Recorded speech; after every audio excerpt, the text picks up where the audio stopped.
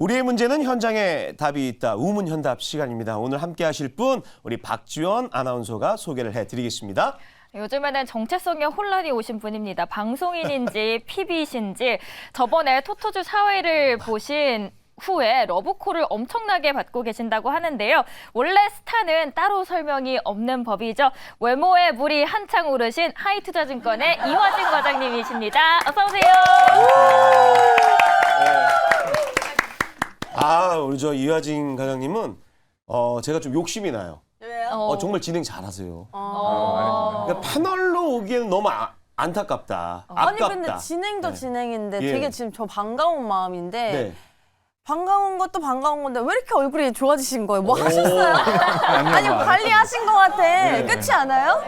그죠? 더 미남이 되셨다고. 뭐 하셨어요? 아니요, 그냥 아무것도 준비한 건 없습니다. 그래도 옷도 정말 센스 있게 잘 네. 입으시는 게 지금 저희가 이게 책상이 있어서 데스크가 있어서 안 보이겠지만 이게 검정색에 딱 포인트 신발 딱 하나 딱 줬거든요. 그게 너무 돋보여요. 그 코디 누가 옆에서 도와주시나요? 아니면 본인이 직접 하시나요? 그냥 유튜브를 열심히 보고 있습니다. 아니 저번에 이제 박철수 매니저님 오시기 네. 전에 이쪽에서 자리를 한번 네. 빛내주셨잖아요. 네. 이 자리의 선배로서 네. 어떻게 우리 매니저님이 지금 잘하고 계신 것 같나요? 목소리도 굉장히 부드러우시고 네. 성시경이고 네. 얼굴도 네. 저 유명한 그 이진욱 이신우. 요즘 스윗도 큰일 납니다. 큰일 납니다. 네. 닮았다. 경계하시더라고요. 전혀 배 아프지 않았습니다. 자, 그럼 오늘은 또 진행은 우리 박지원 아나운서에게 제가 네. 토스를 하도록 하겠습니다. 네. 저에게 진행을 토스를 해주신다고 합니다. 네, 그러면 오늘의 첫 번째 주제 여러 가지를 알아볼 텐데요. 네. 먼저 첫 번째로는 제약바이오부터 한번 보도록 하겠습니다. 오늘의 주제 화면으로 만나보도록 하죠. 띄워주시죠. 자, 2024년 시장을 주도할 최고의 섹터 탑3 과연 3위부터 공개하겠습니다. 원래 주인공은 늦게 나오죠. 아. 제약바이오. 드디어 봄날이 오나입니다. 일단 제약바이오 최근에 지지부진하다가 조금씩 꿈틀어 올라오고 있습니다. 뭐 금리 인하, 뭐 파월의 노래를 불러주시기도 했죠. 금리 인하 기대감도 있고 다시 한번 제약바이오주의 기대감 저희가 누려볼 수 있는지요? 결국에는 금리 인하에 대한 수혜가 가장 큰 게 사실 제약바이오일 수도 있는 거고, 물론 한간에는 뭐 국내 바이오보다는 해외 바이오가 훨씬 낫지 않겠냐라고도 하지만은 내년은 좀 확실히 좀 충분히 저는 달라질 수 있을 것으로 보고 있습니다. 물론 올해 5월 달부터 계속 꾸준하게 금리 인하 시그널만 나올 때마다 다음 날에 이제 우리나라 제약 바이오 업체들이 굉장히 급등하는 일단 모습이 나왔었고, 결국 이제 예년과 좀 다른 모습들은 물론 그 전에 2015년에 우리가 한미약품 통해서 처음으로 빅파마에 기술 이전을 했었고, 뭐 셀트리온 바이오시밀러 그리고 코로나 때는 그리고 진단키트나 이런 CDMO 사업들이 하나 둘씩 나왔는데 내년부터는 이제 신약에 대한 개발들이 이제 어느 정도 인상 3상이 끝나는 마무리되는 시점들이 하나둘씩 나오고 있습니다. 사실 우리나라 제약바이오 업체들은 워낙 이런 사실 자금에 대한 이슈들이 많기 때문에 자금 저달 이슈만 나오게 되면 이제 급락하는 흐름이 나왔었는데, 왜냐하면 인상 3상을 한번 진행하기 위해서는 몇 천억에 대한 비용이 들 수밖에 없기 때문에 그런 시점이 하나둘씩 역경을 딛고 이제 올라가는 흐름이 아닐까라고 생각을 하고 있습니다. 지금 이제 국내에서 한 1,800여 개의 신약 네. 후보 물질들이 개발된다라는 이야기들이 많이 나오고 있는데, 이런 신약 파이프라인이 내년에 또 성장할 수 있는 요인이 될 수 있을 걸로 보고 계신 건가요? 일단은 뭐 그런 것도 있지만은 물론 우리가 그동안 우리나라의 문제점들, 뭐 기술특례 상장했던 제약바이오 업체들 중 한 98개가 있으면 아직 신약 개발한 게 하나도 없습니다. 그게 우리나라의 좀 문제점이기도 했었고, 물론 지금 대형 제약사들은 뭐 HK 이노의 K캡이나 아니면 SK 바이오팜의 뭐 에스코프리오 같은 경우는 실질적으로 해외 수출이 하나둘씩 나오고 있기 때문에 이제 내년부터는 뭐 우리나라의 유학영행의 그 렉나자도 인상 3상이 이제 병용요법이 마무리되는 시점이 있고, 그리고 강스텐 바이오텍도 최근에 20몇 프로 상승했던 흐름도 내년에 아토피 치료제가 인상 3상이 마무리됩니다. 물론 미국 사노피에 이제 듀피센트가 있기는 하지만은 임상 3상 마무리가 되면서 기술 이전에 대한 기대감도 있기 때문에 과연 이번 JP모건 헬스케어에서 확실히 예전보다 좀 분위기는 달라질 수 있지 않을까 생각을 하고 있습니다. 내년에 이제 제약바이오가 기대되는 이유로 이제 신약 개발 얘기해 주셨는데 또 다른 이유가 있다고 제가 들었어요. 다른 이유라고 하게 되면은 물론 지금 우리나라 올해 초부터 얘기가 서서히 나오고 있는 그거 신테카 바이오에 관련된 우리 알고 계시겠지만은 지금 이제 같은 AI로 신약을 개발하는 네. 실제로 지금 슈퍼컴퓨팅이 지금 신테카 바이오는 지금 공장이 완료가 됐고 네. 이제 세팅이 준비되고 있습니다. 그만큼 그동안 많은 후보 물질을 돌려서 가장 나은 이제 신약을 후보 물질을 만드는 걸 지금 준비 중에 있기 때문에 아까 말씀한 게 1,800개를 얘기했지만은 실제로 그런 의료 신약 개발 플랫폼이 만들어지게 되면 그 1억 개 이상에 대한 후보 물질이 만들어질 수가 있습니다. 그만큼 비용도 줄어들게 되고 신약 개발하는 기간도 크게 줄어들기 때문에 일반적으로 15년이 걸릴 거를 5년 안에 만들 수 있는 부분이 있기 때문에 결국에는 이런 AI 시스템과 일반 기존에 있는 전통 바이오텍의 결합이 되게 되면은 저는 확실히 이제 제약 바이오에 대한 흐름이 이제 빅파마뿐만 아니라 우리나라 제약 바이오도 빠르게 성장할 수 있는 발판이 되지 않을까 생각을 하고 있습니다. 근데 또 우려스러운 게 얼마 전 뉴스를 보니까요. 그 유럽 연합이 AI 규제법도 네. 제정을 했잖아요. 근데 네. 우리나라 기업들이 사실상 큰 시장이 미국하고 유럽이잖아요. 네. 그쪽을 보고 있는데 이 AI 규제법이 혹시 좀 제동을 거는 게 아닌가라고 좀 생각하고 있는데 어떻게 보시나요? 원래 사실 네. 의료 AI뿐만 아니라 제약 바이오도 마찬가지겠지만은 실제적으로 그 나라에 대한 인허가를 받기 위해서 기존의 데이터에 대한 부분도 이미 많은 부분이 제공이 되기 때문에 뭐 사실 크게 규제는 충분히 되지는 않을 것으로 보이고 있습니다. 예. 그만큼 자율주행도 마찬가지고 실제로 지금 유럽에 있는 AI 규제법에 대했던 이슈가 우리가 여기서 당신네들이 사업을 할 거면은 미리 데이터를 제공하라. 제공하지 않으면은 500억에 대한 그에 대한 뭐 가금이나 아니면은 매출의 7% 정도에 대한 그에 대한 벌금을 내라 이런 의미이긴 한데 물론 지금 유럽이 한 내년부터 뭐 한 5조 시장, 뭐 향후 27년에는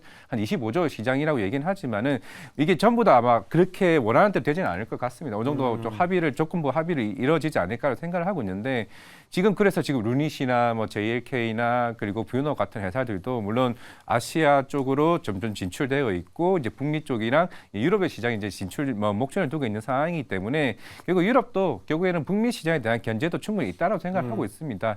그렇다면은 어느 정도 속도전을 조금 낮춘다는 측면에서 이제 그렇게 규제를 했다라고 생각하고 있기 때문에 추후에는 하나둘씩 풀어 나가지 않을까라고 생각을 하고 있습니다. 와, 지금 이화진 과장님 얘기 딱 들어보셨어요? 이분이 AI야. 무슨 질문을 해도 막힘없이 나와요. 그러니까 너무 믿음감이 가는 거예요. 네. 맞습니다. 줄줄이 나오고 있는데 네. 그 제약 바이오의 제약들을 좀 줄을 하나하나씩 고리를 풀어줄 것 중 하나가 아무래도 기대가 되고 있는 K-바이오 백신 펀드라고도 네. 언급이 되고 있는데 이 펀드가 뭔지도 궁금하고요. 네. 그리고 펀드가 과연 이 추운 겨울의 한파를 녹여줄 수 있을지요. 저는 물론 제약 바이오도 좋아하긴 하지만은 아직 백신 쪽 관련 뭐 CDMO 사업이나 이거는 저는 아직까지는 크게 성장할 가능성은 별로 저는 없다라고 생각을 하고 있습니다. 뭐 삼성 바이오로직스나 뭐 SK 바이오로직스나 뭐 관련주들 같은 경우는 이미 코로나 때 크게 뜨겁게 한번 분위기가 올랐었기 때문에 결국에는 이게 뭐 향후에 뭐 어떻게 보면 이제는 제조업으로서 좀 봐야 되지 않을까?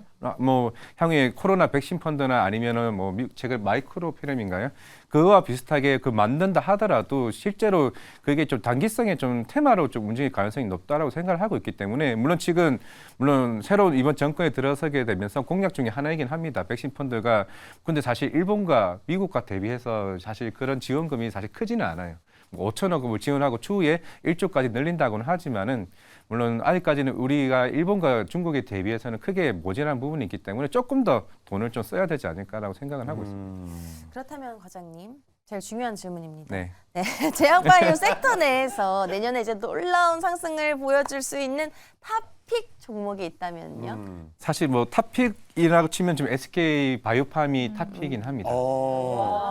근데 물론 원래 기술 이전 기대감이 있는 거는 레고캠 바이오나 ABL 바이오 그리고 최근에 독점 계약 이슈 있는 알테오젠 우리나라 대표적인 바이오 플랫폼 이제 세계사이긴 한데 단기적으로는 이쪽에서 좀 계약적인 이슈, 뭐 라이센스 아웃 이슈가 있을 거긴 하지만은 아까 처음 제가 말씀했었던 거는 내년부터는 그런 신약 개발의 이슈가 있고 본격적으로 북미 쪽이나 해외에 대한 매출이 본격적으로 올라오는 회사들이 HK 유니온과 SK 바이오팜인데 SK 바이오팜은 일단 4분기 흑자 전환이 됩니다.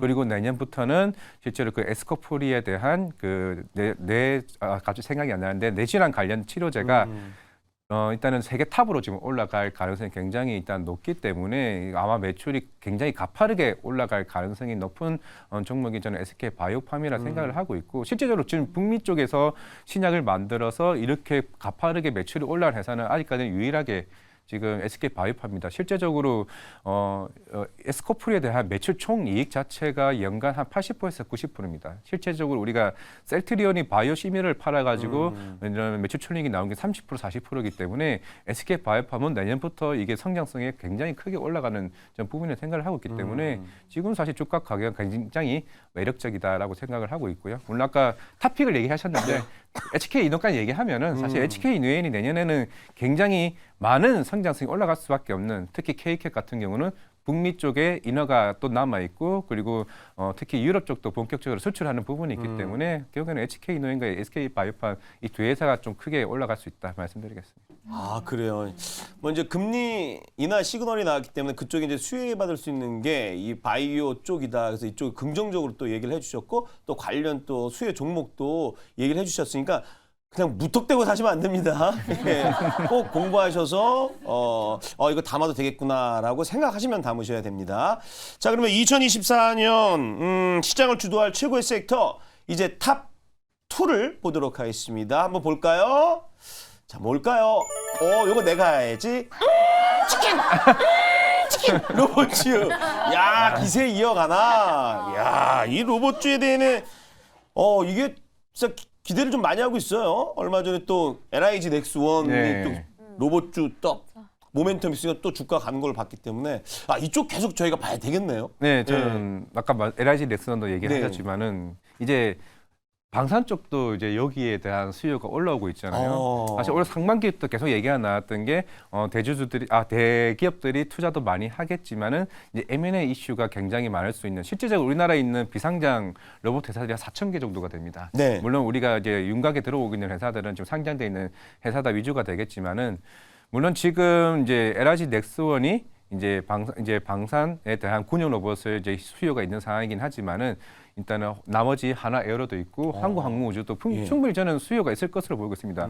러시아 우크라이나 사태가 끝나거나 이스라엘 사태가 끝나게 되면은 결국에 이런 방산에 대한 일단 무기에 대한 변화, 결국에 이제 너네들끼리 싸워라 군용 로봇 이런 흐름들이 저는 충분히 나올 수 있다고 생각을 하고 있기 때문에 드론이나 그러면 LIG 넥스원이 고스트 로보틱스를 인수를 했네 그러면은 항공우주나 하나 에어로 로보틱스는 물론 하나 에어로 로보틱스는 하나 로보틱스가 있지만은 여기에 대한 향후에 물론 이쪽에 군용 로봇을 만드는 건 아니지만은 이 향후에 뭐 레인보우 로보틱스나 아니면 이런 두산 로보틱스와 같은 다양한 로봇주들에 대한 이런 M&A 기대감이 뭐 LG전자나 이쪽에서도 충분히 나올 수 있지 않을까라고 생각을 하고 있습니다.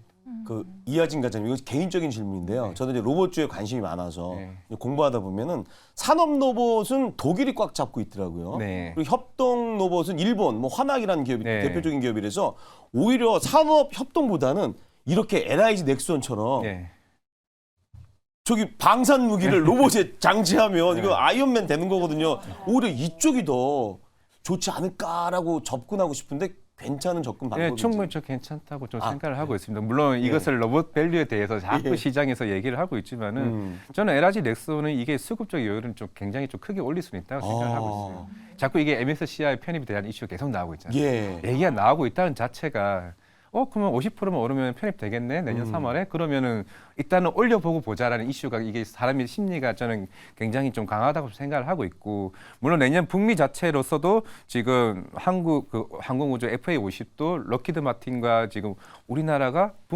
미국에 수출을 하네 굉장히 이거는 저는 굉장히 크다라고 생각을 의미 있는 생각을 하고 있습니다. 미국이 어떤 나라입니까? 국방비를 1,000조를 투자하고 있는 천조국입니다. 그런 측면에서 하나 에어로스페이스도 마찬가지고 LIG 넥스원도 비공이 북미 쪽을 진출하는 흐름이 있기 때문에 그러면 여기서 미국과 이런 군용 로봇에 대한 얘기도 하나둘씩 나오고 있다라고 하면은 그러면 고스트 로보틱스에 대한 수준 모멘텀도 충분히 저는 있을 수 있다고 생각합니다. 그래요. 이게 사실 이제 금리도 사실 이제 꺾이는 분위기고 그리고 이제 이번 주에도 정책도 나왔었잖아요. 이런 것 때문에 사실 내년에 가장 좋게 보는 섹터 중 하나로 보시는 거죠. 네. 네. 일단은 뭐 두산 로보틱스는 원래 IPO를 할 때 내년 2분기가 그 흑자 전환한다고 얘기는 했습니다. 했는데 이거 저도 이제 두산 로보틱스 이제 IR을 갔다 왔었을 때 물론 얘기는 해줬어요. 생각보다 미국이 견조하고 금리가 높다 보니까 아직까지는 주문 얻어 물량이 그렇게 많지는 않다. 3분기로 갈 수는 있지만 그게 중요하지는 않다. 업황 자체가 회복되게 되면은 실제적으로 아까 말씀드린 화낙 같은 경우도 제품 라인업이 한 5개 정도가 있고 그리고 물론 지금 세계 1위가 유니버셜 로봇이라고 덴마크에 있는 회사입니다. 근데 그 회사는 실제로 성장률이 지금 정체되어 있다고 해요. 그런데 두산 로보틱스는 50% 이상 계속 성장하고 있고 화낙이 30-40% 성장을 하고 있는데 이 두 회사는 내년이나 내후년이면 순위가 뒤바뀔 수는 있다고 생각을 하고 있고 지금 두산 로보틱스가 지금 4위 기업이긴 하지만은 북미 쪽에 일단 법인이 있습니다. 그리고 지금 왜 두산 로보틱스가 강하게 이제 드라이버를 걸 수 있냐면 하고 하면은 지금 고객사들이 LG 에너지 솔루션, 삼성전자 그리고 도요다 전 세계적인 고객사가 있기 때문에 업황만 회복되게 되면은 우리 쪽에 대한 실제로 이렇게 산업용 로봇과 협동 로봇 차이가 있다라는 거는 협동 로봇은 사람과 같이 일하는 하잖아요. 그만큼 전기차 시장이 회복되게 되면 이 협동 로봇에 대한 솔직히 우리는 다른 회사와 다르다고 얘기를 하는 게 25kg에 대한 그 하중 무게를 견딜 수 있는 로봇은 지금 두산 로보틱스밖에 없다고 합니다. 그러면 향후에 노동 시장을 대체할 수 있는 역할이 두산 로보틱스가 크다라고 생각하고 있기 때문에 아마 두산 로보틱스는 추가적인 상승이 나오면서 로봇주를 이끌어갈 수 있지 않을까라고 생각하고 있습니다. 이제 정말 우리 이화진 과장님께서 좋은 부분 얘기해 주셨는데 또 로봇주에 접근할 때 이런 우려스러운 점은 조금 조심해야 된다라고 하는 게 있다면 하나 정도만 얘기를 해주시면. 일단 뭐 항상 이런 로봇들이 나오면 사건 사고가 나오면 좀 단기적으로 악재는 좀 나올 수는 있다고 생각을 하고 있는데 지금 2분기, 3분기 때 일단 대표적인 아까 말씀드린 화낙 같은 경우는 실제 계속 어닝 쇼크가 나고 있습니다. 어닝 쇼크가 나고 있는데 그거는 계속 중국 경기에 대한 이슈입니다. 워낙 이제 중국은 산업용 로봇이 시장 전 세계에서 1위인 업체니까 그리고 중국이 지금 계속 경기 부양책을 하고는 있지만은 그렇게 그게 굉장히 다이나믹하게 좀 살아나지 않다는 측면이 조금은 로봇의 성장을 지체될 수 있는 지연시키는 우리가 로봇이 언제 실적 나올 건데 이게 굉장히 좀 중요한 이슈이기 때문에 중국이 살아나야 실적이 크게 개선될 수 있다는 거는 좀 그거는 맞는 것 같습니다. 일단 내가 살아야 되는데 중국이 사는 걸 계속 봐야 되는 게 참 안타깝네요. 예. 자 그러면은 로봇주 가운데 내년에 놀랄만한 성적을 보일 수 있는 뭐 종목이 있다면 두산 로보틱스는 하지만 아까 얘기했지만은 하나 더 얘기를 하면 큐렉소입니다. 큐렉스. 수술용 로봇으로는 여기 제가 봤을 때는 향후에 좀 뒤바뀔 수도 있다고 생각하는 게 좀 큐렉소라 생각을 하고 있고 물론 내년에 그건 아니지만 2025년에는 일본에 진출하고요. 2026년에는 북미 시장에 진출합니다. 25년에는 교세라 그룹, 26년에 싱크 서지컬. 우리가 흔히 알고 있는 다빈치 로봇은 이제 미국의 인투이티브 서지컬이 워낙 이제 잘 나가고 있지만은 실제 이 회사가 2006년도에 10조 회사가 지금 120조짜리 회사가 됐습니다. 그만큼 물론 그 복강경 수술에서 뭐 압도적인 거의 한 60% 수술 로봇 시장을 차지하고 있지만은 이런 정형외과 쪽에서 로봇에서는 큐렉소가 일단은 4위권 안에 들어가고 있는 물론 하나 둘씩 뭐 지금 인도에 있는 임플란트 회사가 메릴 헬스케어가 지금 우리 너네 로봇 너무 좋다. 우리 지사에 있는 유럽이랑 동남아랑 우리가 다 팔아줄게. 지금 그래서 유럽과 동남아 쪽, 즉 남미 쪽에 지금 인허가 과정이 있습니다. 그게 내년이고요. 그러면은 북미와 일본을 제외한 이제 성적은 내년이 더 좋아질 거고, 그러면 그 이후에는 일본이 수소용 로봇에 굉장히 까다로운 나라인데 일본에 진출을 하고 마지막으로 가장 시장이 큰 북미 쪽에 시장하는 부분이 있기 때문에 그러면 큐렉소는 앞으로 성장세가 굉장히 크게 올라갈 수 있다라고 생각을 하고 있습니다. 그렇군요. 다음 코너가 별별 기업인데. 큐렉소로 바꿔야 될 것 같은데. 그래야 오늘 내가 벌칙을 안 당할 것 같은데. 이제 교체하면 안 될까? 실제로 대본에 큐렉소하고 별표까지 지어요. 그러니까 별표까지 썼어요. 야 이거 봐야 돼요. 자 올해 정말 거침없이 날려온 로봇주에 대해서 또 얘기를 또 해주셨습니다. 자 그리고 또 마지막으로 2024년도를 기대하는 정말로 핫한 섹터는 어딘지 한번 보도록 하겠습니다. 1위입니다. 자 주도 섹터. 산타 파월 등에 없고 반도체 날아오른다. 반도체죠. 반도체. 이거는 박지원 아나운서가 할 얘기가 많을 것 같아요. 오늘 또 공부도 하셨기 때문에. 반도체. 반도체 양치기 소년이 된 지 좀 꽤 됐는데 반도체 진짜 내년에는 갈 수 있는지 일단 과장님께 여쭤보고 네. 싶어요. 아까 저도 앵커님 하신 거 봤는데 네. 저보다 더 잘하시는 것 같아서 아닙니다. 일단은 저는 저희 당사 애널도 있긴 하지만 네. 저희 애널 좀 부정적으로 보시긴 해요. 아. 이제 그 이유가 지금 OECD 경제 선행 지수가 지금 14개월째 계속 올라오고 있는데 일반적으로 14개월 동안 올라오게 되면 그 이후부터는 빠진다라고 보시기 때문에 내년 하반기부터 반도체가 오지 지금은 아니다. 지금 꺾일 수가 있다. 1, 2개월 정도만 보시는데 저는 조금 다른 생각이긴 해요. 네. 이제 물론 이제 저희 회사 입장에서는 이제 하우스 애널이 따로 있으니까 네. 그분의 의견이고 저는 개인적인 의견이라는 걸 네. 충분히 좀 말씀을 드리겠고요. 결국에는 올해가 예전과 다른 점은 물론 온 디바이스 AI도 있고 HBM도 있는 상황이기 때문에 분명히 충분히 업황이 자체하는 분위기는 전 달라진다고 생각을 하고 있고 슈퍼 사이클도 충분히 그동안 했던 것부터 저는 길어질 수 있다라고 생각을 네. 하고 있기 때문에 일단은 뭐 SK 하이닉스가 이번 4분기에 일단 흑자 전환이 좀 될 것으로 이제 보이고 있는 상황이고 결국에는 전반적인 전 세계에 대한 이 반도체 시장 업황 자체 트렌드가 좀 바뀐다라고 생각을 하고 있기 때문에 그래서 이제 그런 기존에 있던 데이터들 뭐 OECD 선행 지수도 내일부터 충분히 더 길어질 수 있다는 측면을 저는 보고 있기 때문에 사실 지금 어제도 그랬지만은 지금 SK 하이닉스와 삼성전자가 종고점을 뚫었습니다. 결국에는 이 흐름이 좀 수급적인 요인도 충분히 좀 나올 수 있다라고 좀 생각을 하고 있기 때문에 저는 반도체는 지금부터라도 좀 담아가야 되지 않나라고 생각하고 있습니다. 그렇군요. 지금 삼성전자 하이닉스 올라갔고 그러면 장비 쪽은 좀 어떨까요? 반도체 장비 쪽. 장비 쪽은 지금 굉장히 얘기가 달라져. 실제로 지금 SK 하이닉스는 네. 3분기 실적 발표를 하고 나서 내년 캐펙스 투자를 50% 줄인다고 얘기를 했습니다. 아.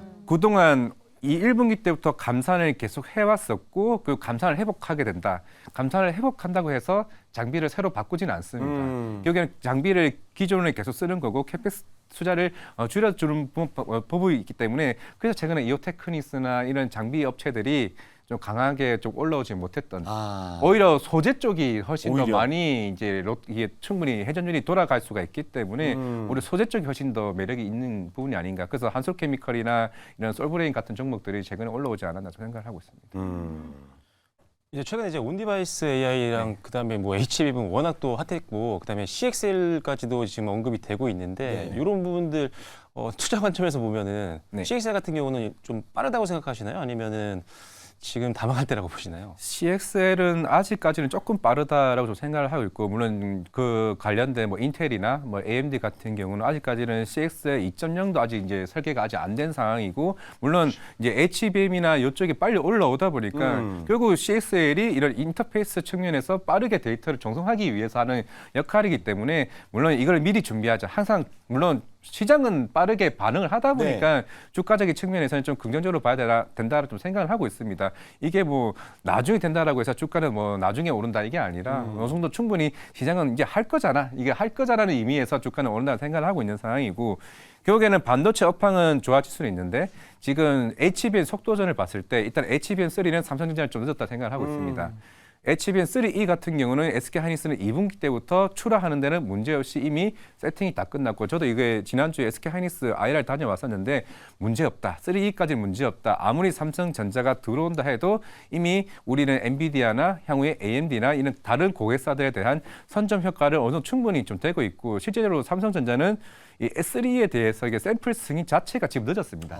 이미 10월 달에 승인 신청을 했고 그러면 이게 승인이 되는 기간까지 충분히 좀 시간이 늦기 때문에 HB3에 대한 시장의 매출이 조금은 뭐 하반기나 아니면 내후년 초에 좀 들어올 수 있는 상황이고 하지만 하이닉스는 당장 내년 2분기 때부터 HBM3 시장을 본격적으로 더 많은 역할을 할 것으로 보이고 있기 때문에 2, 3분기가 되면은 HBM 전체 매출에서 40% 비중이 HBM3E로 가져가게 됩니다. 그래서 최근에 하이닉스가 빠르게 주가가 올라왔던 부분이 있기 때문에 물론 삼성전자도 가긴 하겠지만 아마 속도는 좀 다르게 좀 가지 않을까 생각하고 있습니다. 네, 그래서 이번에 삼성전자가 이를 갈고 좀 힘을 쓰고 있는 부분이 CXL이잖아요. 네. 그러니까 CPU, GPU는 다른 외국이 더 잘한다고 해도 메모리 쪽은 한국이 강국으로 알고 있는데 CXL 안에서 본다면 그래도 SK하이닉스, 삼성전자 다른 기업들도 모두 하고 있지만 삼성전자가 지금으로서는 앞서고 있단 말이죠. 이게 그래도 선도주자로 갈 수가 있지 않을까요? 다른 글로벌 기업들에 비해서도.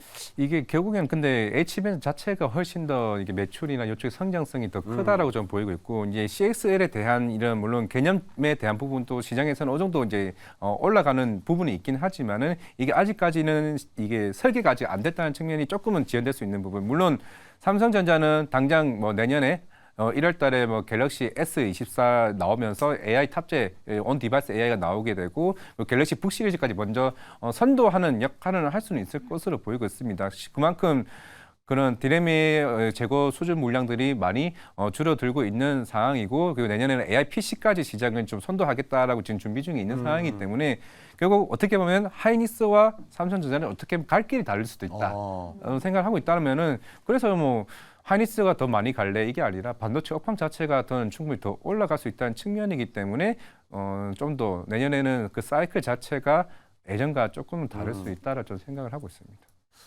오히려 삼성전자에서 전략회의 때 HBM3 얘기 분명히 했을 것 같고 네.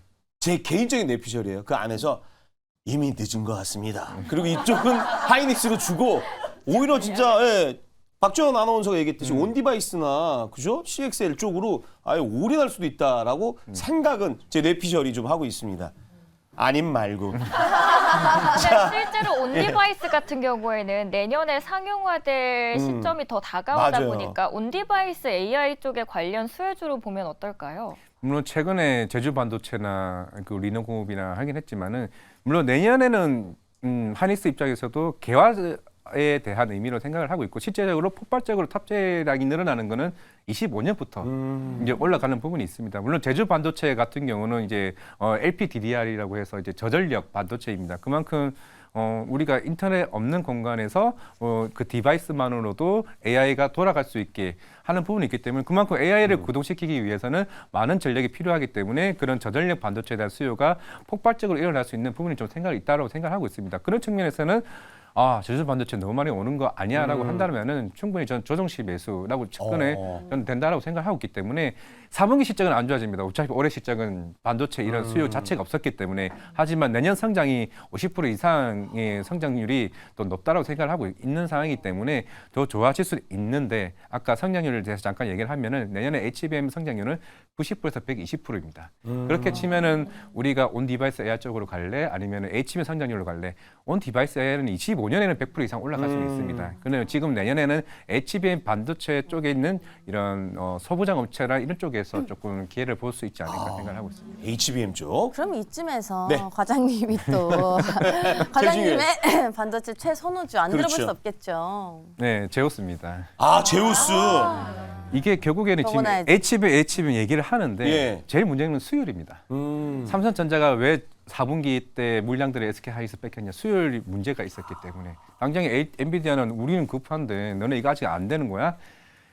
수율을 개선시키기 위해서는 세정 장비가 필요할 수밖에 없습니다. 그러면 제우스는 우리가 뭐 하이닉스 관련주 밸류체인 얘기하고 삼성전자 밸류체인 얘기를 하지만은 이 두 개 다 납품하는 회사가 제우스입니다. 실제로 이거 배치 방식이나 싱글 방식을 만드는 회사는 전 세계 일본에 2개 회사밖에 없는데 그 하나 회사를 제우스가 3년 전에 인수를 했습니다.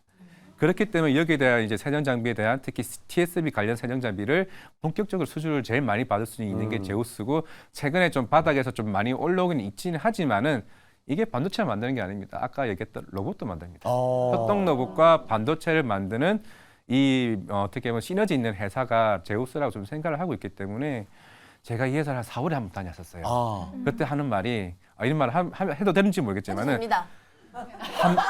생각하시고 하세요. 제 생각하시고. 아니요, 해도 됩니다. 예. 우리보다 한미 반도체가 훨씬 나은데 물량이 우리가 삼성전자 들어가는 게 더 많은데 시장에서는 왜곡되고 있다.